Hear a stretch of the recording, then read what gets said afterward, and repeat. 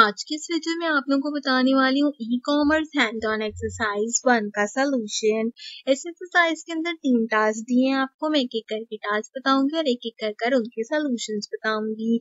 उससे पहले बताना चाहती हूँ अगर आप पहली मरतबा डिजिटल स्किल से कोर्स करें तो मैंने फ्रीलांसिंग की हैंड ऑन एक्सरसाइज 1 का सोल्यूशन अपलोड कर दिया है। आप मेक श्योर करो कि आप उसे लाजमी चेकआउट करो। अपने ई कॉमर्स की एक्सरसाइज 1 के बारे में बात करते हैं तो कहता है you are required to perform the task given below. आपको 3 टास्क दिए गए हैं जो कि आपने यहाँ पे परफॉर्म करने हैं। सबसे पहला टास्क है what is the difference between domain name and website hosting and provide the name of any 3 website hosting companies.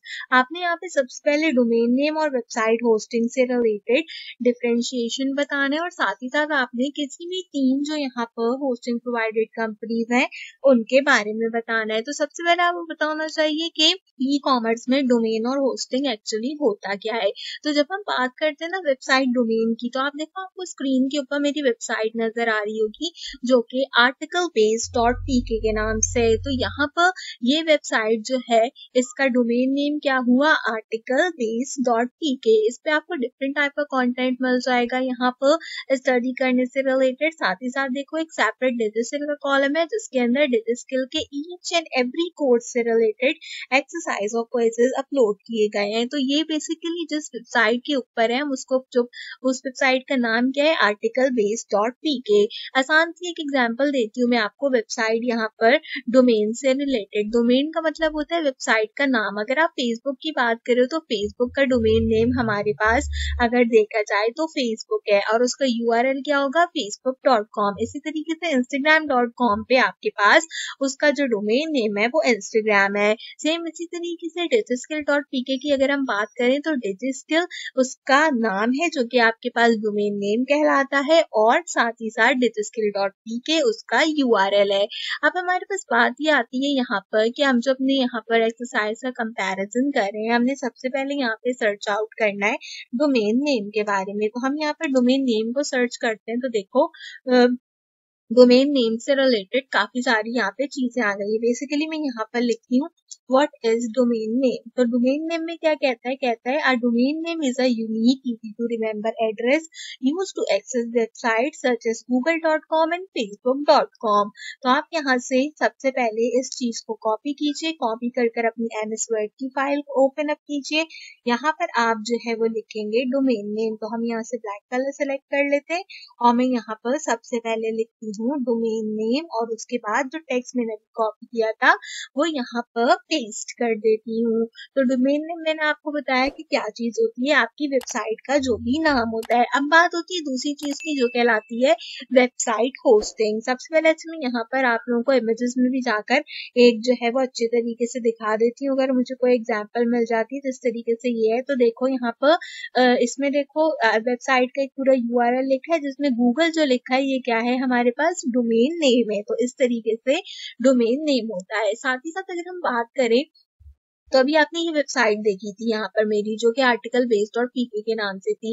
अब आप अपने कंप्यूटर में ये वेबसाइट ओपन करोगे तो ये एग्जैक्टली सेम तरीके से वर्कआउट करेगी।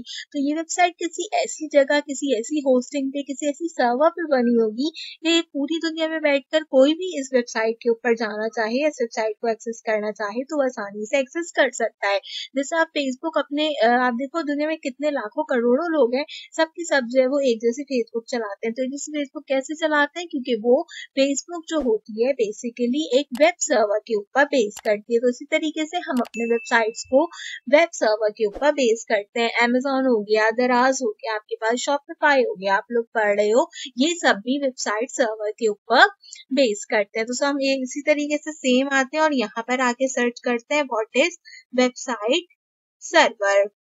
मैं एक बार दोबारा से चेकआउट कर लेती हूँ कि ऐसे वेबसाइट सर्वर ही मांगा था मुझसे, इसने हमसे वेब होस्टिंग मांगी थी। तो मैं यहाँ से वेब होस्टिंग कंडक्ट कर लेती हूँ। कि website server and web hosting दोनों अप्रोक्सीमेटली एक ही चीज होते हैं, लेकिन आप लोगों को क्योंकि वेब होस्टिंग पढ़ाया गया है तो हम आपके अकॉर्डिंगली वेब होस्टिंग को यहाँ पे सर्च कर लेते हैं। तो यहाँ पर अगर हम देखें तो कह रहा है web hosting is an online service that enable you to publish your website on website application on the internet. तो आपने यहाँ से सेम इस वाली लाइन को कॉपी करना है। कॉपी करने के बाद आप क्या करोगे, आओगे अपने MS वर्ड की फाइल में। अब हम यहाँ पर लिखेंगे दोबारा से क्या चीज लिखेंगे, हम यहाँ पे लिखेंगे वेब होस्टिंग और उसके बाद जो है वेब होस्टिंग से रिलेटेड स्टफ को हम पेस्ट कर देंगे। तो जो हमारा पहला टास्क होगा वो यहाँ पर ऑलमोस्ट कंप्लीट हो जाएगा। इसकी जल्दी से फॉर्मेटिंग कर लेती हूँ ताकि अच्छे तरीके से नजर आ जाए और यहाँ से इनके टेक्स्ट कलर को भी बदल देती हूँ ताकि अब आपको अच्छी तरीके से कंपैरिजन नजर आ जाए। तो डोमेन होस्टिंग और वेबसाइट होस्टिंग में क्या डिफरेंस होता है ये चीज आपने देख ली।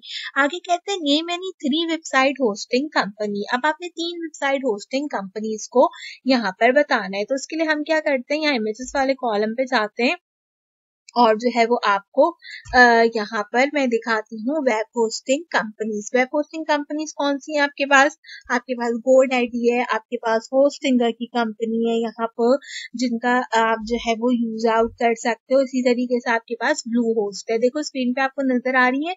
ये 3-4 कंपनीज आपके पास यहाँ पर अवेलेबल हैं जिसके थ्रू आप क्या कर सकते हो, अपने वेबसाइट्स को होस्ट कर सकते हो। तो अपने MS वर्ड की फाइल में आते हैं, यहाँ पर मैं लिख देती हूँ सबसे पहले होस्टिंगर, इसके बाद में दूसरा यहाँ पर लिख देती हूँ हमारी दूसरी सबसे ज्यादा जो क्या यूज की जाती है वो GoDaddy की यहाँ पर होस्टिंग यूज की जाती है। इसके साथ साथ अभी हमने देखी ब्लू होस्ट, तो उसको भी मैं यहाँ पर मेंशन कर देती हूँ। इस तरीके से इन तीनों को यहाँ पे सिलेक्ट करेंगे और यहाँ से कंटेम्प्ट कर देंगे। तो जो हमारा पहला टास्क होगा इस एक्सरसाइज से रिलेटेड वो क्या होगा, यहाँ पर कंप्लीट हो जाएगा। इसके बाद दूसरा टास्क है आपके पास जिसमें कहता है list any 4 top level domain. यहाँ पर आपने जो है 4 टॉप लेवल डोमेन्स बतानी है और बेसिकली डोमेन की एक्सटेंशंस आपने बतानी है। तो कौन कौन से एक्सटेंशंस पे आपके पास यहाँ पर होती है, हमारे पास डोमेन में मतलब क्या होता है कि आपकी वेबसाइट .com पे है, .pk पे है, .org पे है, .net के ऊपर बेस करती है।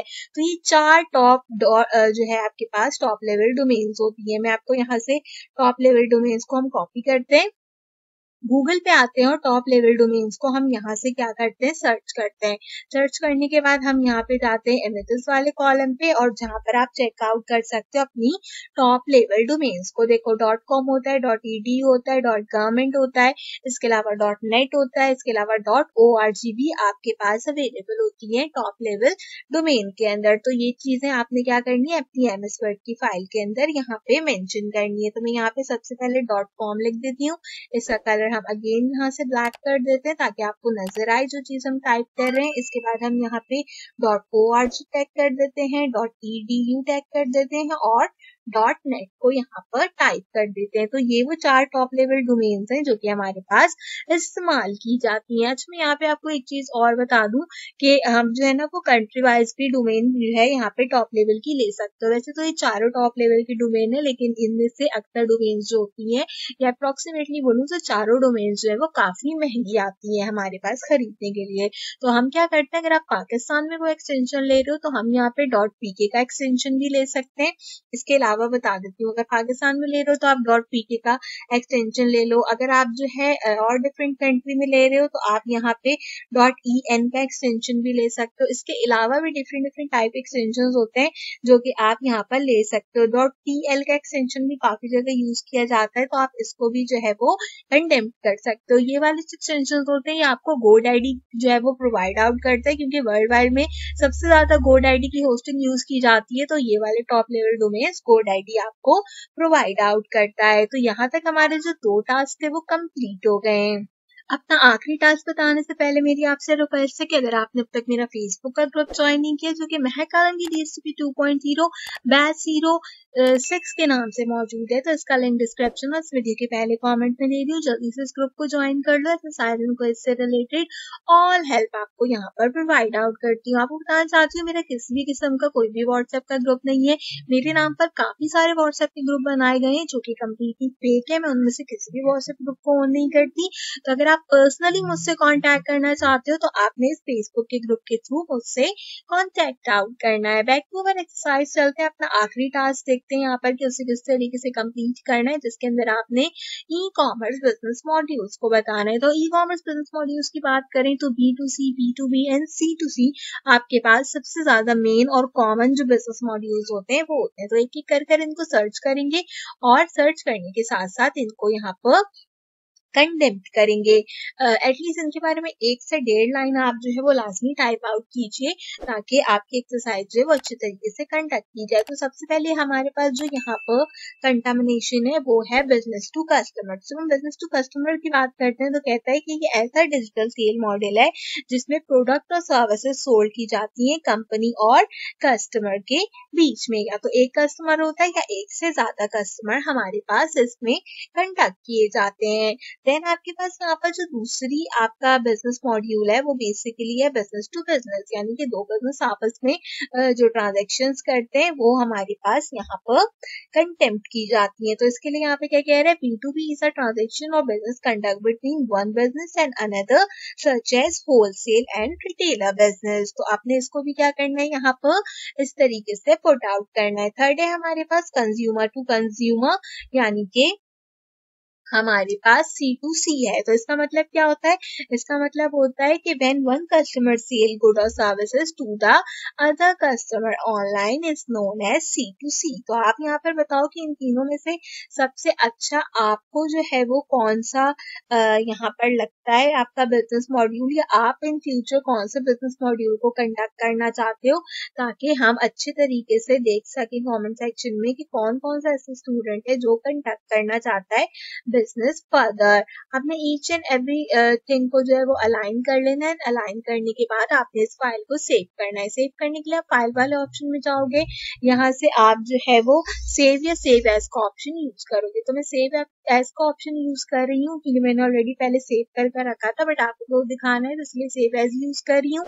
देन हम डेस्कटॉप पे जाएंगे और मुझे डेस्कटॉप पे जाकर यहाँ पर इसका नाम रखना है। तो मैं यहाँ पर महक ई कॉमर्स इसका नाम जो है वो रख रही हूँ। महक ई कॉमर्स मैंने इसका नाम यहाँ पर रख दिया। तो इसके बाद हमने क्या चीज देखनी है, हमने देखना है कि ये फाइल MS वर्ड की फाइल होनी चाहिए। कोई भी बच्चा PDF की फाइल सबमिट नहीं कराएगा, सब लोग MS वर्ड की फाइल सबमिट करवाएंगे। इसके बाद आपने सेव कर देना और आपकी जो फाइल होगी वो यहाँ पर कंडेम्प्ट हो जाएगी। अब हम बात कर लेते हैं कि आपने एक्सरसाइज फाइल को सबमिट कैसे कराना है।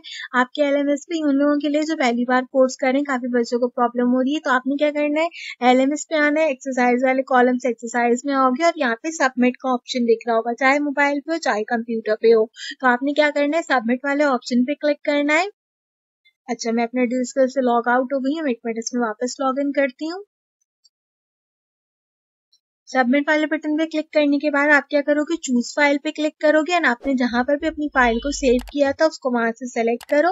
सेलेक्ट कर ओपन कर दो। ओपन करने के बाद यहाँ पर आपकी फाइल ओपन अप हो जाएगी। अब आपने यहाँ से सबमिट के बटन पे क्लिक करना है। तो आप देखो आपकी फाइल जो है वो यहाँ पे सबमिट हो गई है। अब मैं यहाँ से बैक करती हूँ तो यहाँ पर रीसबमिट लिखा आ रहा है। तो अगर आपके पास रीसबमिट लिखा आएगा तो इसका मतलब है कि आपकी एक्सरसाइज फाइल सबमिट हो गई है। जिन लोगों को प्रॉब्लम पेश आती है कि रीसबमिट लिखा हुआ क्यों आ रहा है, तो अगर आपने अपनी फाइल गलत सबमिट कर दी हो, कोई और प्रॉब्लम हो गई हो आपकी फाइल के अंदर, या हो सकता है कि आपने पहले मेरी वीडियो को चेकआउट नहीं किया, आपने गलत एक्सरसाइज फाइल सबमिट कर दी हो, तो आप इस रीसबमिट के बटन से ठीक बनाई हुई फाइल को सबमिट कर सकते हो। अगर आपका रीसबमिट लिखा आ रहा है तो आपकी एक्सरसाइज फाइल सबमिट हो गई है। आपसे मेरी रिक्वेस्ट थी कि अगर आप पहली बार मेरे चैनल पर आए तो सब्सक्राइब कर दो, क्योंकि मैं टीचर्स के से related all exercise and queries के सॉल्यूशंस अपने चैनल पे प्रोवाइड करती हूँ। अगर आप फ्रीलांसिंग का कोर्स कर रहे हो, डिजिटल लिटरेसी या फिर कम्युनिकेशन एंड सॉफ्टवेयर स्किल का कोर्स कर रहे हो, तो उन सब के सॉल्यूशंस जो है वो मैंने अपलोड कर दिए अपने चैनल के ऊपर। मेक श्योर करो कि आप उसे लाजमी चेकआउट करो। ई कॉमर्स के अलावा जितने भी आपके यहाँ पर कोर्सेज हैं सबके सॉल्यूशंस मेरे चैनल पर मिलेंगे। ई कॉमर्स के कोर्स के सॉल्यूशंस भी अपलोड आउट है, अगर आपने चेक नहीं किया था तो उसे भी चेकआउट कर लो। इसी तरीके से लेकर मैं ऑल 4 हैंड ऑन एक्सरसाइज के सॉल्यूशन दूंगी, ऑल 4 क्विज़ेस के सॉल्यूशन चैनल पर दूंगी।